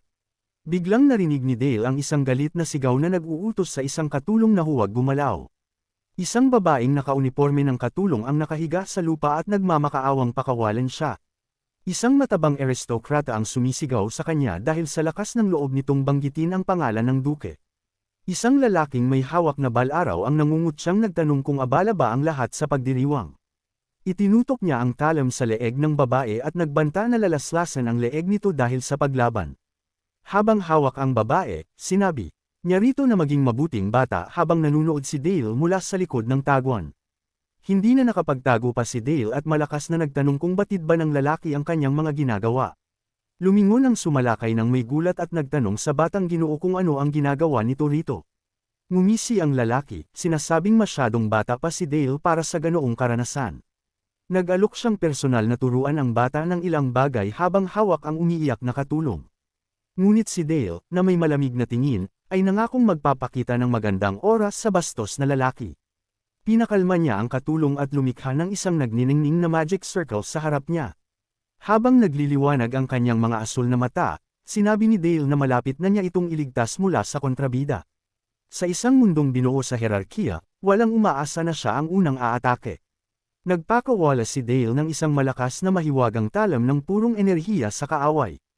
Wala siyang intensyong dumanas ng pag-atres, kahit alam niyang kahangalan ang hamunin ang mga tauhan ng emperador. Bumagsak sa lupa ang sugatang lalaki at malamig siyang inutusan ni Dale na lumuhod. Galit na sumigaw sa kanya si Dale na agad na lumuhod at humingi ng paumanhin kay Miss Eva. Galit na naisip ng matabang aristokrata na ang katulong na ininsulto niya ay nagmula pala sa angkan ng Sax. Ang lalaking bumagsak sa lupa ay nagpahayag na siya ang kinatawan ng emperador at hindi maaaring insultuhan. Sarkastikong nagtanong si Dale kung nasisiyahan ba ang emperador sa pagsalakay sa mga katulong para sa kasiyahan. Sumigaw ang lalaki kay Dale sa galit, hindi naniniwalang naglakas loob itong magsalita ng ganoon tungkol sa emperador. Nagbigay si Dale ng huling babala habang lumalapit sa kanila ang isang grupo ng mga maharlika na pinamumunuan ng isang lalaki. Ang dumarating na pulang buhok na aristokrata ay nanood sa nangyayari ng may ngisi. Sa pagka-interes, humingi ng paliwanag ang pinuno ng angkan ng Sax, at iniulat ni Dale na tinangkang salakayin ng panauhin ang isang katulong. Pinagalitan ng pinuno ng angkan si Dale dahil sa kawalan ng paggalang kay Lord Petro at sumabay naman ito, na nagrereklamo tungkol sa bata. Galit na sumigaw si Dale kay Lord Petro, na nagtatanong kung binigyan ba niya ito ng pahintulot na bumangon mula sa lupa. Kinausap ng bata ang mga bisita mula sa kapital, na nagpapaalala sa kanilang tungkulin na kumilos sa ngalan ng emperador.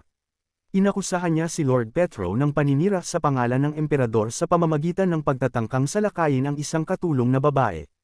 Napansin ng pulang buhok na bisita nang may paghanga kung gaano katalino ang batang Panginoon ng angkan ng Sax. Sumang-ayon siya ng may ngisi na may hindi maikakailang katotohanan sa mga salita ng bata. Nagsalita si Lord Juros tungkol sa kung gaano kababa ang lalaking pinagkatiwalaan ng kalooban ng emperador. Isang apoy ang sumiklab sa kamay ni Lord Juros, at tinawag niya si Lord Petro na isang maruming insekto na handang masunog. Sinubukan ni Lord Petro na gumapang paalis sa takot, na nagmakaawa para sa awa. Nagpakawala ng mahika ng apoy si Juros sa kanya nang walang pag-aalinlangan. Si Lord Petro, na nabalot ng apoy, ay sumigaw ng hysterical sa hindi mabatang sakit.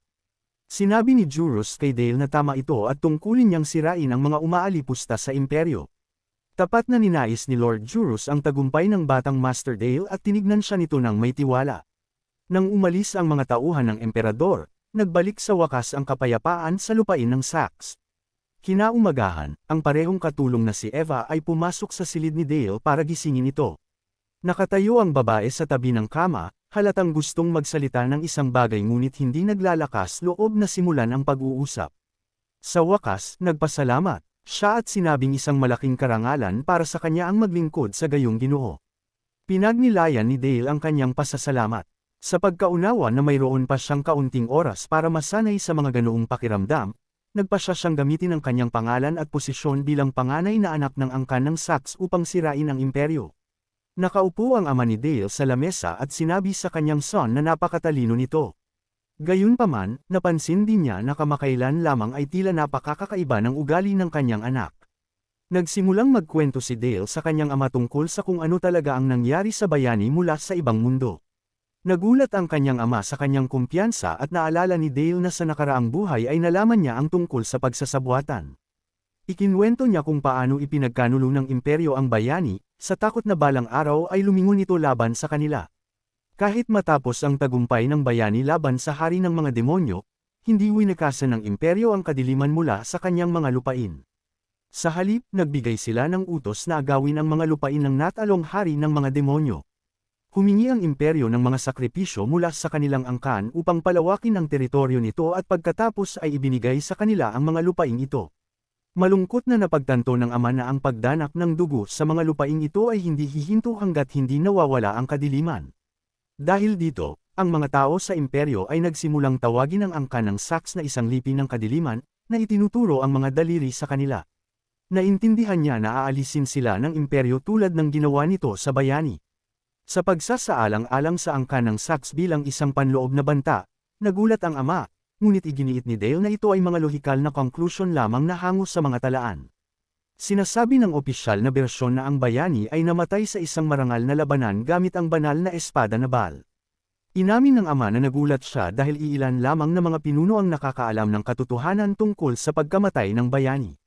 Sinabi ng lalaki na kung tama ang kanyang teorya, ang imperyo ay isang mapang-api lamang na sumasakop sa mga mahihinang bansa. Nagtanong ang ama ni Dale kung ano ang dapat gawin ng kanilang angkan. Ngunit sumagot ang bata na ang pakikipamuhay sa imperyo ay imposible. Sa makatuwid, nagpasya si Dale na dapat nilang sirain ang imperyo na nagpagulat sa kanyang ama. Galit na nagtanong ang ama kung naiintindihan ba ng bata ang kanyang iminumungkahi. Nilinaw ni Dale na hindi siya nagmumungkahi ng agarang pag-aalsa. Iminungkahi ng bata na gawin ito sa loob ng 10 taon na nagpagulat sa kanyang ama. Ipinaliwanag niya na ang mga grupo ng paglaban sa lahat ng kontinente ay lumalaban na para sa kanilang kalayaan. Mayroon ding mga vassal tulad ng Duke ng Saxe na natatakot na labanan ang imperyo. Lumiliit ang ekonomiya, tumataas ang krimen ng mga bandido, at ang mga epekto ng digmaan ay lalo lamang lumala. Sa oras na iyon, may kumpiyansang ipinahayag ni Dale, makakapag-ipon na sila ng puwersa para ipagtanggol ang kanilang tahanan mula sa imperyo. Tutulungan nila ang mga puwersa ng paglaban na kumikilos sa iba't ibang rehiyon upang durugan ang imperyo. Humanga ang ama at natatawang inamin na ang mga talento ng kanyang anak ay tunay na walang hanggan. Buong pagmamalaki niyang sinabi na mula sa araw na iyon, si Dale ay hindi na lamang isang 10 taong gulang na bata. Ituturing siya ng kanyang ama bilang kanyang tagapagmana, ang susunod na pinuno ng angkan ng Saxe. Bilang pinuno ng pamilya, papakinggan niya ang mga salita ng kanyang anak, na matagal nang naghintay sa araw na ito. Iminungkahi ng ama ni Dale na sabihin nito ang kanyang desisyon tungkol sa kanilang pamilya nang walang pag-aalinlangan. Humingi si Dale ng pahintulot na kumuha ng pagsusulit sa tore sa necropolis. Ang pagsubok sa tore ay isang uri ng laro na nagtatakda ng ranggo ng mga salamangkero. Ang pagdalo sa mga malalakas na tagapagtanggol ay nagpapataas ng katayuan ng isa, at ang pinakamalakas ay tumatanggap ng titulo ng nakatatanda, elder. Nag-alinlangan ng ama kung dapat bang pumunta ang kanyang anak sa isang mapanganib na lugar kung saan maaari itong mamatay. Iniisip ng kanyang ama na masyado pang maaga para sa kanya dahil hindi pa siya nakakapasa sa ikatlong round. Ngunit may tiwala si Dale na magagawa niya ito sa lalong madaling panahon. Karaniwan ang ikatlong bilog ay natatapos sa edad na 30 at hindi ito magiging madali kahit para sa kanya. Iginigiit ni Dale na ang desisyong ito ay may kinalaman sa kanya at sa buong angkan ng Saxe. Kung mapatunayan niya ang kanyang halaga sa pagsubok, ang kanyang katayuan bilang tagapagmana ay magpapatibay sa posisyon ng kanyang ama. Sa ganitong paraan, makakakuha siya ng reputasyon batay sa tiwala, hindi sa mga tsismis at bulong-bulungan. Nagtanong ang kanyang ama kung iyon ba ang dahilan kung bakit gusto niyang kumuha ng pagsubok sa tore, at kinumpirma ito ni Dale. Sumang-ayon ang ama at ipinauubaya ang usapin sa pagpapasya ng kanyang anak, na nagpasalamat sa kanya. Pagkaraan ng ilang araw, dumating sila sa lungsod ng mga patay, ang Necropolis. Yumukod ang mga tao nang may pagpapakumbaba sa harap nila, na binabati ang madilim na duke. Mukhang pagod si Dale at nagtaka kung napasobra na naman ba siya. Sa karamihan, napansin nila ang duke ng Sax kasama ang batang Panginoon na si Dale, isang henyo sa mahika. Ang iba naman ay bumubulong na may hawak din siyang espada pati na rin ang isang kabalyero. Ngunit tinawag ito ng isa sa kanila na katawa-tawa. Ang nangungunang nagtapos sa akademya ay may tiwala sa kanyang tagumpay at pinagtawanan ang marupok na hitsura ni Dale. Sinalubong sila ng isang lalaking may kulay kape ang buhok, na nagbibigay pugay sa pinuno ng tore. Sinalubong ng duke si Ares, ang nakatatanda sa tore, na yumukod sa batang master na si Dale. Sinabi ng ama na tutulungan ni Ares si Dale sa panahon ng pagsubok. Sinabi ni Dale kay Ares na siya ay nasa ilalim ng pangangalaga nito at hiniling nito na sumunod sa kanya. Inanunsyo ni Ares na 50 na nagtapos sa akademya ang naghihintay sa kanya para sa isang magkasamang pagsubok. Ipinakita niya sa kanya ang isang malaking bulwagan na puno ng mga kalahok sa pagsubok sa tore. Sinalubong ni Ares ang nagtitipong grupo at ipinakilala ang sarili bilang nakatatandaan ng tore at pangkalahatang kalihim. Inanunsyo ni Ares ang unang pagsubok ng tore ng madilim na mahika at hiniling na suriin ang kwintas ng buhay sa leeg. Tumingin si Dale sa kanyang kwintas, nalaman na ito ay isang labanan na istilong Battle Royale para sa mga puntos ng buhay. Kapag nagkaroon ng tumpak na patama, ang kwintas ng kaaway ay nagpapakita ng isang protektadong spell at nawawasak. Ipinaliwanag ni Ares na ang sumalakay ay nakakakuha ng 1 puntos ng buhay, at ang kalahok na may 3 puntos ay magpapatuloy. Naintindihan ni Dale na ang paggamit ng mga artifact ay ipinagbabawal at ito ay isang mabilis na paraan upang alisin ang mga baguhan. Pinag-usapan ng ibang mga kalahok ang murang edad ni Dale at nagpasyang kailangan muna nilang sirain ang halimaw na ito. 2 mayayabang na kalahok ang ngumisi at nag-usap kung ayos lang ba na salakayin ang bata. Ngumiti si Dale nang may tiwala dahil mula sa sandaling pumasok siya sa silid, ang lahat ay naging kakumpetensya. Nagsimula ang pagsubok at ilang mga salamangkero ang agad na nag-target kay Dale gamit ang kanilang mga spell. Ang isa sa mga salamangkero ay gumamit ng necromancia, na nagpapatawag ng mga undead na may lilang ore mula sa ilalim ng lupa. Ang isang ipinatawag, na patay na lalaki na may hawak na kutsilyong buto ay sumugod para salakayin ang bata. Tumama ang undead sa lupa, ngunit nagawang umiwas ni Dale sa huling sandali. Kalmadong tumayo si Dale sa likod ng sarili niyang ipinatawag na kalansay na hinahawakan ang kalaban sa ulo. Biglang ang ibang mga undead ay naging yelo dahil sa mahika ng yelo, na nagdulot ng pagkagulat sa mga nanunood. Nagulat ang mga kalahok ng mapagtanto na ito ay mahika ng tubig, at ang bata ay may kahusayan sa parehong elemento. Ang kakampi ni Dale, isang blondeng kabataan, ay winasak ang isang nakapirming kalaban sa isang patama. Ang necromancer na nagpatawag ng mga patay, ay sumigaw sa galit sa kung paano sila naglakas loob na hawakan ang kanyang mga sundalo. Gumamit siya ng isang malakas na spell para hawakan ng kanyang sundalo si Dale. Isinaad ng kalahok na may kulay blondeng buhok na ang paggamit ng mahika ng tubig ay isang paglabag sa mga patakaran. Nilinaw niya na necromancia lamang ang pinapayagan at ang iba pang mga pagpapahusay ay ipinagbabawal, at kalmadong sumang-ayon si Dale. Pinanood ni Ares ang mga kaganapan, na napansin na walang panuntunan laban sa pagbibigay kapangyarihan sa mga undead gamit ang anupat maliban sa madilim na mahika. Inutusan ng blondeng kabataan ang kanyang mga kasamahan na harangan ang mga bangkay at direktang itutok kay Dale. Naalala ni Dale nang may pag-aalala na ang mga patakaran ng pagsubok ay nagbabawal din sa paggamit ng mga artifact. Sumugod ang mga undead ng kaaway at naghanda si Dale na harapin sila sa malapitang labanan. Ang isa sa mga patay na lalaki ay nag-amba ng talam na buto sa bata, ngunit mabilis niya itong iniwasan. Nahuli ni Dale ang talam ng may ngisi. Ang kanyang kamay ay nabalot ng madilim na enerhiya habang sinasabi niyang nahuli niya ito. Naghatid siya ng isang malakas na suntok at ang katawan ng undead ay nagsimulang gumuho dahil sa madilim na mahika. Mula sa nabubulok na katawan ng patay na lalaki, hinayla ni Dale ang isang malaking puting espada. Natakot ang mga kaaway sa kung gaano kadaling napatay ang undead na nilalang at napagtanto na ito ay hindi ordinaryong espada. Hawak ni Dale ang isang espada na binuo niya muli mula sa mga buto upang mapataas ang lakas nito. Tumalon ang bata sa hangin, naghahandang salakayin ang susunod na patay na sundalo mula sa itaas. May kasamang malakas na sigaw ng labanan, ibinaba niya ang kanyang espada sa kanyang kalaban. Sa isang malakas at mabilis na hampas ng kanyang espada, pinatumba niya ang isa pang kaaway. Puno ng kawalan ng pag-asa na pinanood ng necromancer ang pagbagsak ng kanyang huling patay na sundalo. Mabilis na lumapit si Dale sa mga nabubuhay pang kalaban na hindi makapaniwala na ang salamangkero ay humahawak ng espada ng ganoon.